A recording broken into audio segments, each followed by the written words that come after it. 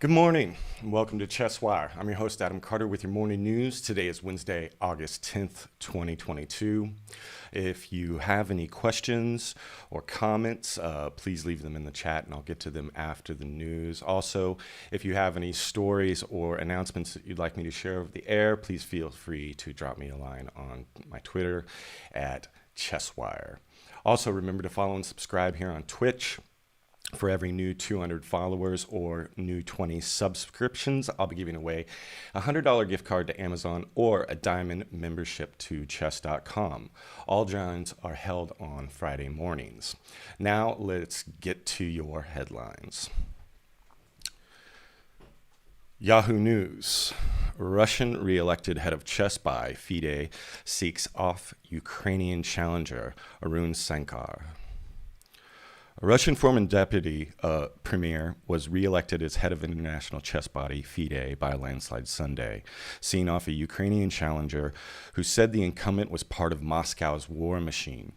A total of 157 out of 179 National Chess Association voted in India for Arcady Dvorkovich as president, while Ukrainian Grandmaster Andrei Barishpolets won just 16 votes. The Federation said.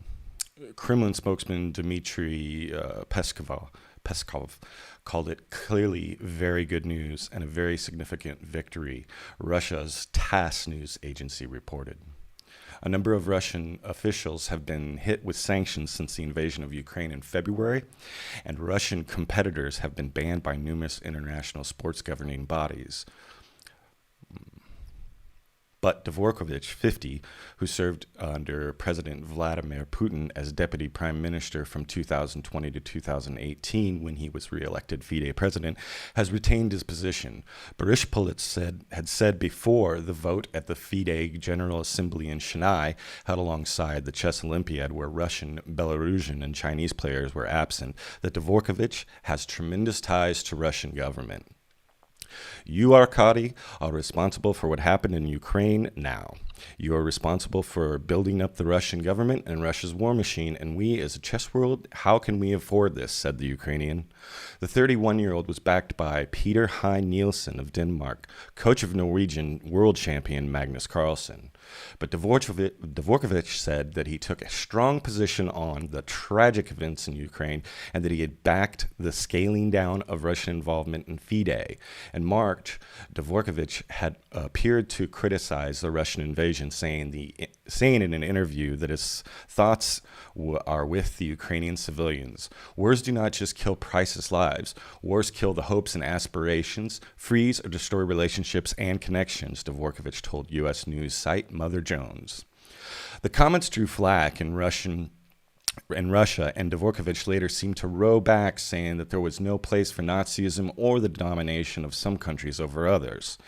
This was seen as a coded support for the Kremlin, which portrays Ukraine as being run by Nazis and accuses Western countries of seeking to take over Russia's neighbor by stealth. Russia has exercised enormous influence in chess since Soviet times, when the game was one of a number of areas of confrontation between communist bloc and the West. Before Dvorkovich took over, FIDE was headed for more than 2 decades of eccentric Russian politician Kursin Yumzhinov,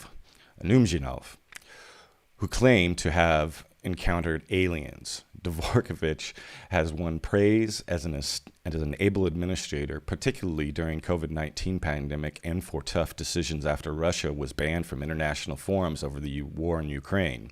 Dvorkovich roped in 5-time world champion Vishwanathan Anand of India, one of the biggest names in the sport, as his running mate in the FIDE election. We are running on the solid record and the achievements of our last 4 years by Dvorkovich and his team, Anand told AFP in an interview in July. The president's decisions have clearly demonstrated that he is independent of the Kremlin influence. On top of that, FIDE has developed ties with multiple sponsors and countries and have managed to hold most FIDE events like the World Championship outside of Russia. FIDE said in a statement that Dvorkovich's landslide election victory shows that he has earned the trust of FIDE member federations and the wider chess community. We will not judge the accomplices of today's vote. History will, said Bereshpolit's Twitter campaign team, Fight for Chess. On to the St. Louis Post-Dispatch. St. Louis boasts the world's largest chess piece. A club in France just built a bigger one. Valerie Schrimpf-Hahn. The giant chess piece standing outside the World Chess Hall of Fame in Central West End is in check. At 20 feet tall, the Wood King piece is officially the world's largest, certified by Guinness World Records in 2018. Unofficially, it no longer holds the title. Last month, a club in France built a taller chess piece, a king that sits more than 20 feet tall, 20 feet 6 inches high, made of hundreds of pieces of French wood. The Staunton Chess Club said it built the piece to commemorate the 20th International Open in the city. At around the same time, staff at the World Chess Hall of Fame in St. Louis got Google alerts for the news about the bigger chess piece in France. They texted and emailed one another the news. What to do? Does St. Louis still claim the record? We have not received any sort of official notification that it's been awarded to them, or they have it, Chief Curator Shannon Bailey said in a phone interview Friday. We're still claiming it. This isn't the World Chess Hall of Fame's first world's largest match. It first installed a giant piece in 2012, which beat the previous record holder in Sweden. The St. Louis King measured 14.5 feet tall, 6 inches wide at the base. Sweden's was merely a little over 13 feet.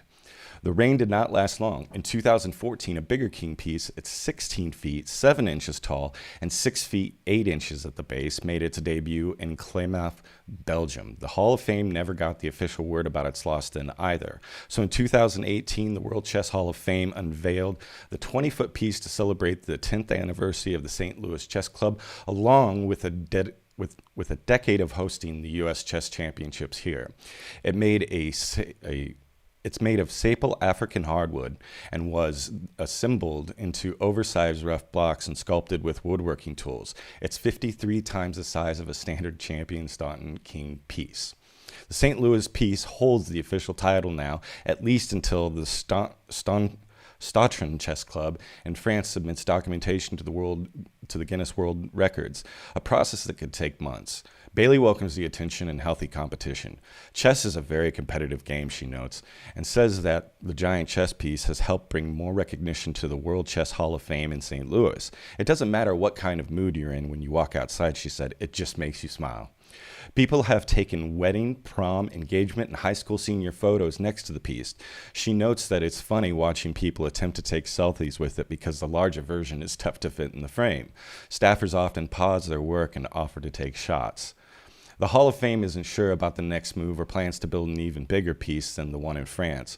Workers have been putting together its next exhibit, its biggest yet, which opens August 18th and runs through April. The exhibit, called 1972 Fischer-Spassky, The Match, Its Origin and Influence, celebrates the 50th anniversary of American Robert Bobby Fischer's historic win over the Russian Boris Spassky in the 1972 World Chess Championship, which ended 24 years ago of Soviet domination in chess.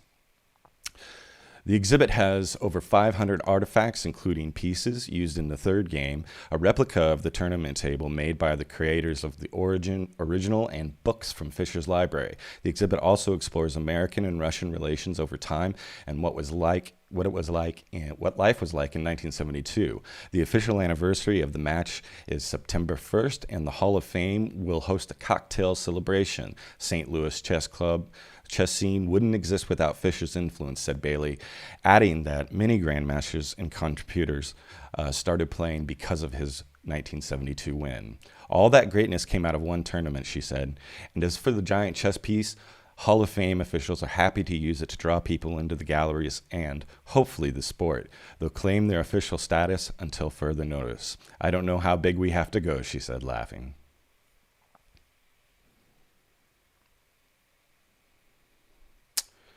And to chess.com articles. Looks like they have a new show, Street Chess, Cook Cannon Jail, Chicago, premiering August 3rd. So I guess that already took place after the Olympiad, but there's going to be more episodes. So Street Chess by Chandler Tofa. Street Chess is a 5-part series portraying the non-traditional environments where chess has been silently influencing generations of players. The series is meant to give a voice to the communities that do not fall into the controversial settings the game is usually associated with. Each episode disrupts the cultural stereotype, showcasing the ability of chess to change someone's life for the better. Within each episode, you meet the dreamers, the characters, and the players whose lives are intimately tied to the game of chess, and we intend to put them on the map. The first episode airs August 3rd, right after the Champions Olympiad broadcast. You can find it on chess.com's YouTube channel or below. Street Chess Cook County Jail, Chicago. The first episode features Cook County Jail's chess program and its flagship intercontinental online chess championship for prisoners. While shooting the series, I came upon an interesting piece of information. Many talented street chess players learned how to play the game in jail or prison. From trash talking to chess tattoos, this group of players took the game to the next level. They taught me to see myself as the king on the chessboard and how every decision can affect your position on the board as in life. We hope you enjoyed this first video. Keep your eyes peeled for the remaining episodes. And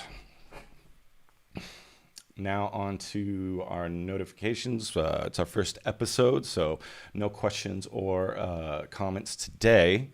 If you do have any stories, like I said, or announcements, you can feel free to DM me on Twitter. I'm at ChessWire.